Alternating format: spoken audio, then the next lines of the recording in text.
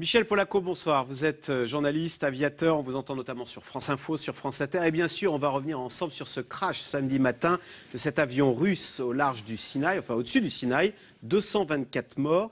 Et c'est toujours un mystère total. Alors aujourd'hui, cet après-midi, la compagnie russe Metrojet affirme que l'avion était en parfait état et que seule une action extérieure, je cite le communiqué, peut expliquer le crash. Alors qu'est-ce que pourrait être cette action extérieure ? L'action extérieure qui est visée par la compagnie Metrojet, c'est évidemment un acte terroriste.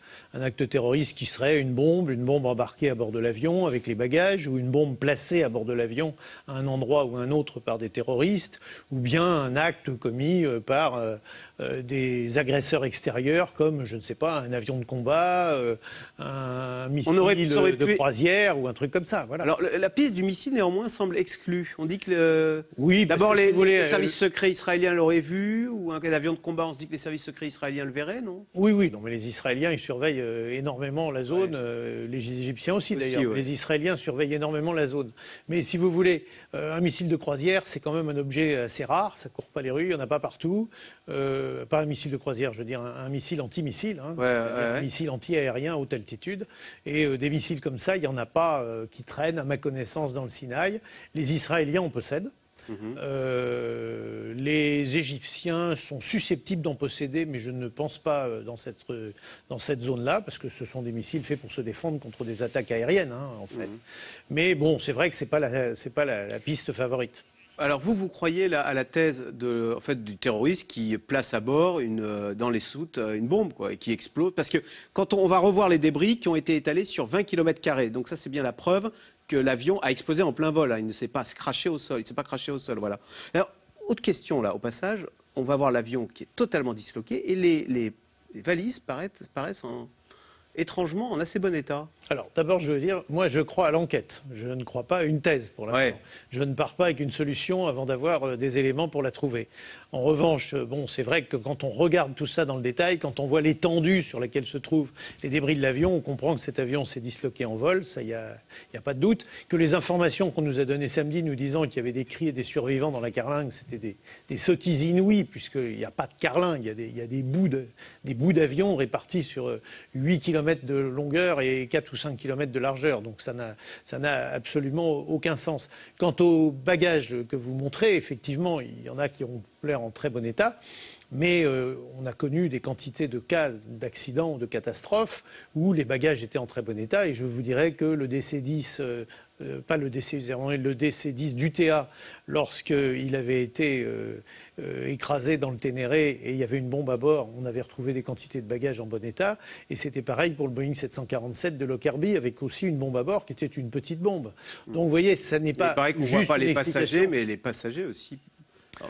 Oui, je crois qu'il ne faut pas trop rentrer dans ces détails qui ne changent rien. Il y a 224 victimes d'une catastrophe due à des causes techniques ou à des causes criminelles. C'est vrai que les causes techniques débouchent assez rarement sur le paysage, le spectacle atroce qu'on avait devant les yeux. L'A321, c'est un très bon avion. Il n'est absolument pas en cause, non, parce qu'on pourrait croire à la panne technique, sinon à la fissure. Tout avion peut avoir une panne, tout avion peut être l'objet d'un événement imprévisible.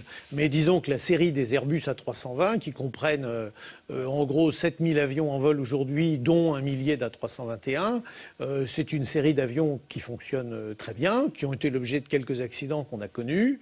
Et d'abord, si on avait eu un doute sur l'un des A321, y compris de cette compagnie, bien évidemment, ces avions auraient été arrêtés, ce qui n'est pas du tout le cas. Est-ce qu'on peut imaginer le kamikaze qui, à bord, essaye de dépressuriser l'avion, je ne sais pas moi, en voulant ouvrir et en réussissant à ouvrir une porte ou à faire un trou dans la carlingue? Ouvrir un avion du bord quand il est pressurisé, une porte du bord quand il est pressurisé, c'est impossible, parce que l'avion il est extrêmement gonflé, puisqu'on vous reconstitue en gros l'atmosphère au sol alors que vous êtes à 1000 hectopascales plus haut. Voilà, où il y a absolument très peu d'air et donc... Voilà, donc c'est pas possible. Maintenant l'équipage, lui, peut faire un dumping, enfin il peut dépressuriser volontairement son avion, mais vous dépressurisez l'avion, ça ne va pas le faire exploser.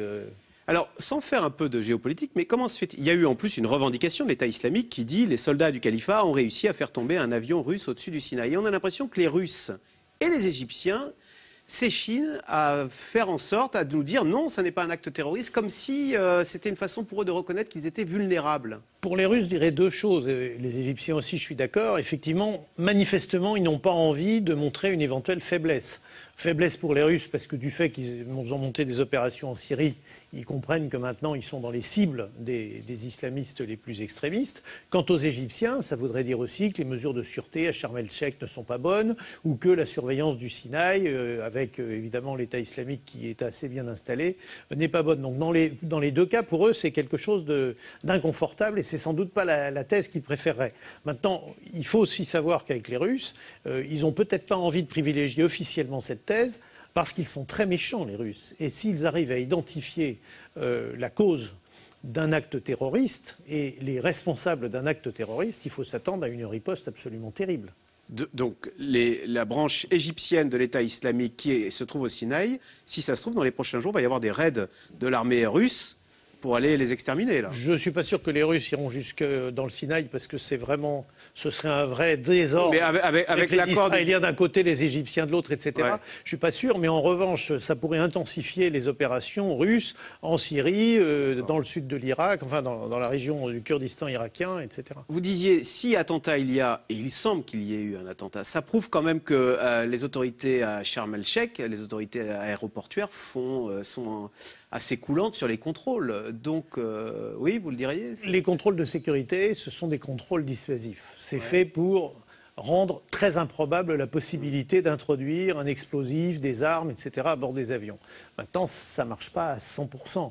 Et deuxièmement, sur tous les terrains d'aviation, on l'a vu avec Air Cocaïne, on est capable quand même d'amener des valises qui ne passent pas par les circuits de contrôle habituels, qui passent par-dessus des barrières, des barricades, des grillages, etc. Donc on peut introduire quand même une bombe sur un aéroport si on a des complices. Alors suite à ce qu'il faut peut-être appeler un attentat, enfin on verra bien, Air France en tous les cas indique qu'il ne survolera plus le Sinaï. Et alors on apprend, moi je l'ai appris à cette occasion, que par exemple quand un avion Air France vole au-dessus du Pakistan ou du Soudan, etc., il vole suffisamment haut pour ne pas être à portée de missile. Ça veut dire que dans les airs, au fond, un avion, c'est une cible, hein, on le sait. Un avion, c'est une cible potentielle face à des gens qui veulent faire la guerre. Ouais. Et tous les avions, heureusement, ne sont pas des cibles et tout le monde ne veut pas faire la guerre. En revanche, les avions ne volent pas suffisamment haut pour échapper à des missiles.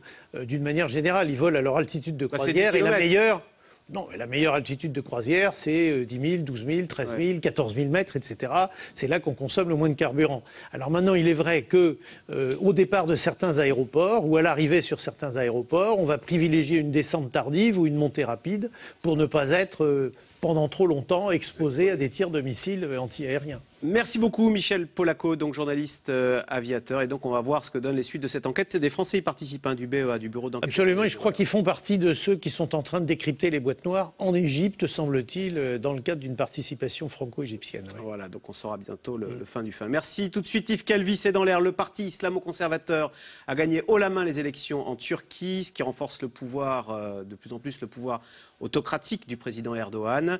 Quelles conséquences sur le conflit en Syrie, sur la crise des migrants et sur nos relations avec la Turquie? C'est dans l'air est intitulé ce soir Erdogan, maître de la Turquie.